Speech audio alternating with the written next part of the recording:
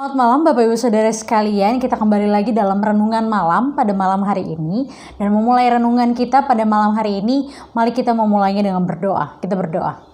Bapa yang baik, Bapa yang bertata dalam kerajaan surga, kembali kami datang kepadamu ya Allah, mengucap syukur atas segala berkat, kasih sayang dan penyertaan Tuhan dalam kehidupan kami.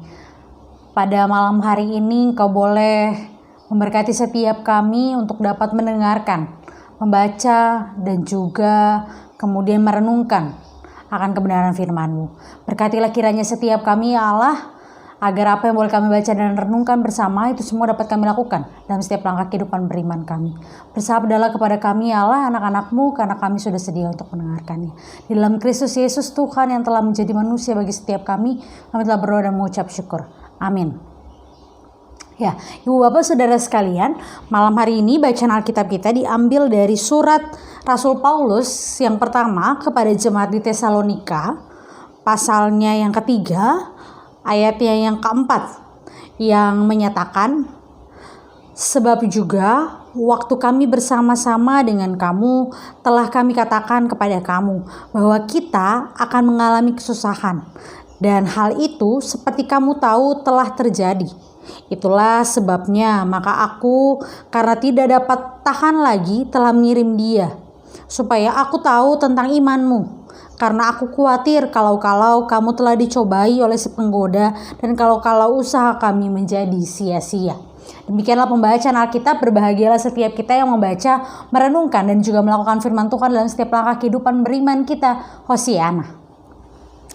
Ya, Ibu Bapak Saudara sekalian, kesusahan, rintangan, bahkan pergumulan dalam hidup akan selalu dan senantiasa mengiringi perjalanan kehidupan kita.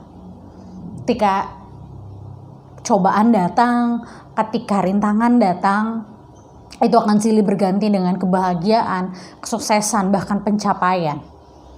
Tidak ada hidup yang hanya diisi dengan sebuah pencapaian, kebahagiaan, dan juga berbagai hal baik lainnya, tanpa diselingi dengan rasa duka, dengan penderitaan, dengan rintangan, dengan godaan. Itulah sebabnya kita dianugerahkan kehidupan oleh Tuhan.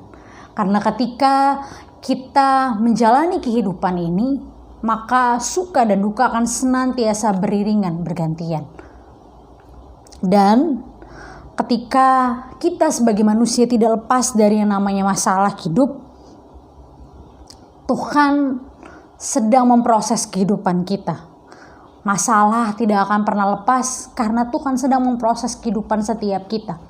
Ketika masalah, ketika cobaan datang dalam kehidupan kita dan kita berharap bahwa kita akan berhenti suatu ketika dari cobaan dan penderitaan tersebut, maka kalau boleh dikatakan cobaan dan rintangan itu akan berarti ketika kita mengalami kematian.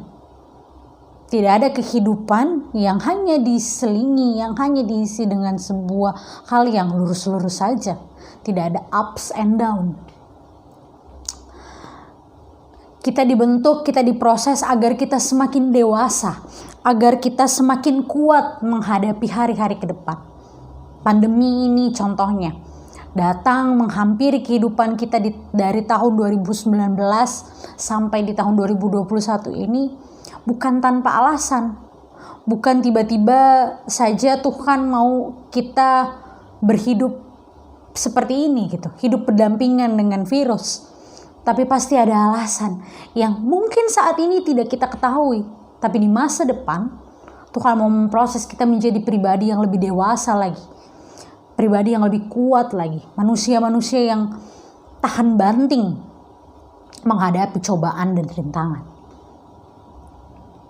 Dan pada malam hari ini, Rasul Paulus mau mengingatkan kepada jemaat di Tesalonika bahwa begitu banyak godaan, bahwa begitu banyak tantangan akan menghadapi kehidupan mereka, sama halnya ketika Rasul Paulus hadir di tengah-tengah mereka.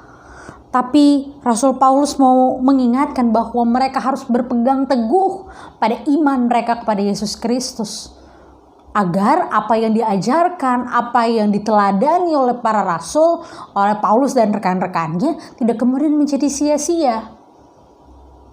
Dan di balik kekhawatiran Rasul Paulus tersebut, dia mengirim rekan sekerjanya, anak rohaninya, yaitu Timotius, untuk mendampingi kehidupan dari jemaatnya di Tesalonika. Dan untuk apa Paulus mengirim Timotius? Karena Rasul Paulus ingin agar jemaat di Tesalonika kuat menghadapi pergumulan yang ada, kuat menghadapi berbagai cobaan, berbagai rintangan, bahkan penggoda-penggoda yang ingin menyesatkan mereka, yang ingin menyesatkan para jemaat di Tesalonika. Dan apa kemudian menjadi refleksi bagi setiap kita sebagai orang Kristen yang hidup saat ini?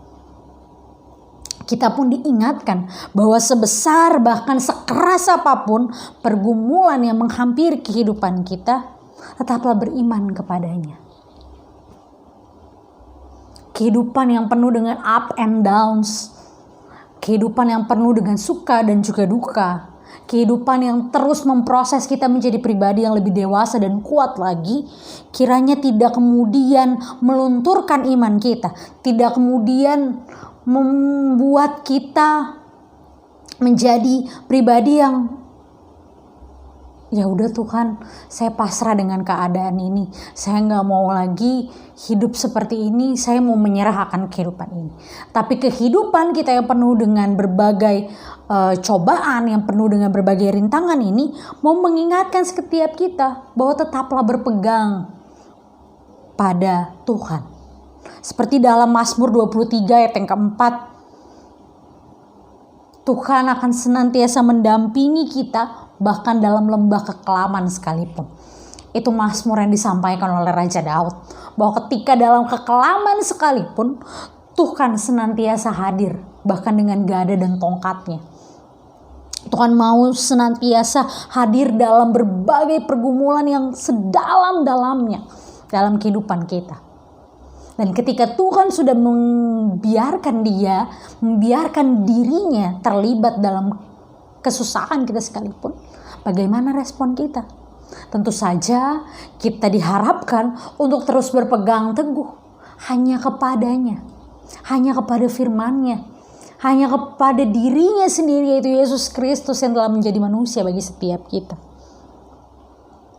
Mari Ibu Bapak Saudara sekalian, jalani, hayati Minggu Prapaskah ini sebagai minggu yang mau mengingatkan setiap kita untuk terus berpegang teguh hanya kepada Allah, hanya kepada Yesus Kristus dan Roh Kudus. Bahwa apapun pergumulan kehidupan kita, bahwa sekeras dan sebesar apapun pergumulan yang kita jalani, teruslah beriman hanya kepadanya. Ia akan terus menemani kehidupan kita, membimbing kita melewati bahkan menghadapi pergumulan yang ada. Karena Dialah Tuhan yang senantiasa hadir bagi setiap kita. Oleh sebab itu, berimanlah terus kepadanya dan teruslah berpegang teguh hanya kepada Dia. Tuhan memberkati setiap kita. Amin. Mari kita bersatu di dalam doa. Kita berdoa. Bapa yang baik, Bapa yang bertata dalam kerajaan surga, terima kasih ya Tuhan untuk firman-Mu pada malam hari ini yang boleh senantiasa mengingatkan setiap kami bahwa di balik apapun pergumulan kehidupan kami, di balik suka, duka yang boleh senantiasa mendewasakan iman kami boleh tetap terus berharap, kami boleh terus beriman hanya kepada Tuhan. Terima kasih Tuhan untuk firman-Mu. Kiranya firman-Mu ini tidak berlalu begitu saja, tapi kami lakukan, kami pelihara dalam setiap langkah kehidupan beriman kami. Terima kasih Tuhan, terima kasih Bapa. Bantu setiap kami, sertai setiap kami menjalani hari-hari ke depan. Ini doa, ini syukur dan permohonan yang kami panjatkan kepadamu. Di dalam nama anak-Mu yang terkasih Tuhan kami Yesus Kristus, kami telah berdoa dan mengucap syukur. Amin.